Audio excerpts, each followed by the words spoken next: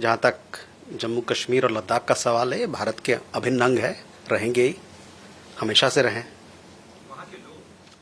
वहाँ के ये जो क्षेत्र है हमारा अभिन्न अंग है। तो इसमें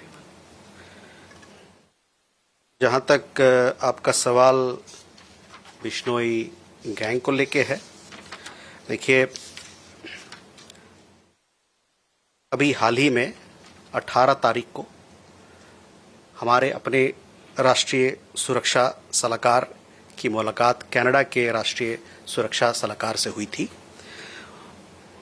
इसके बारे में मैंने आप लोगों को अवगत कराया था।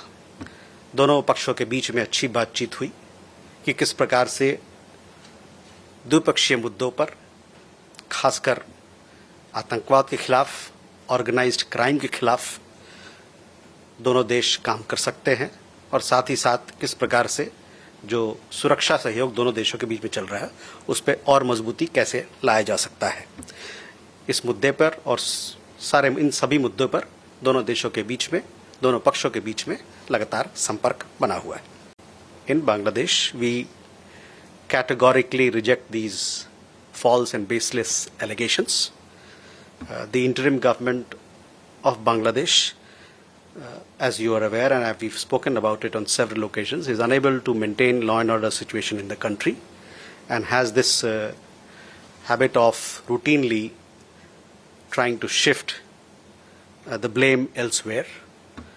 It would do well for them to introspect and conduct serious investigations into the action of local extremists committing violence, arson and land grab against the minority communities in the Chittagong Hill Tract.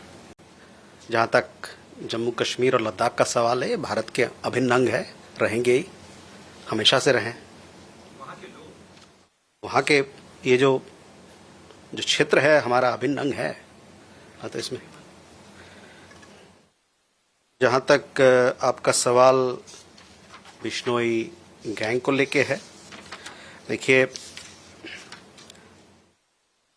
अभी हाल ही में 18 तारीख को हमारे अपने राष्ट्रीय सुरक्षा सलाहकार की मुलाकात कनाडा के राष्ट्रीय सुरक्षा सलाहकार से हुई थी। इसके बारे में मैंने आप लोगों को अवगत कराया था।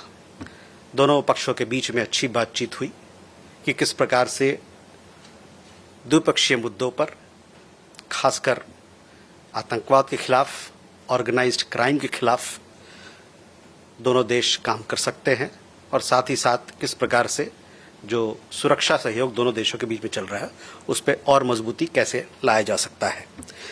इस मुद्दे पर और इन सभी मुद्दों पर दोनों देशों के बीच में, दोनों पक्षों के बीच में लगातार संपर्क बना हुआ है।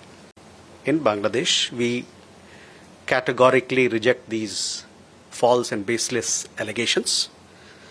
The interim government of Bangladesh, as you are aware and we've spoken about it on several occasions, is unable to maintain law and order situation in the country and has this habit of routinely trying to shift the blame elsewhere.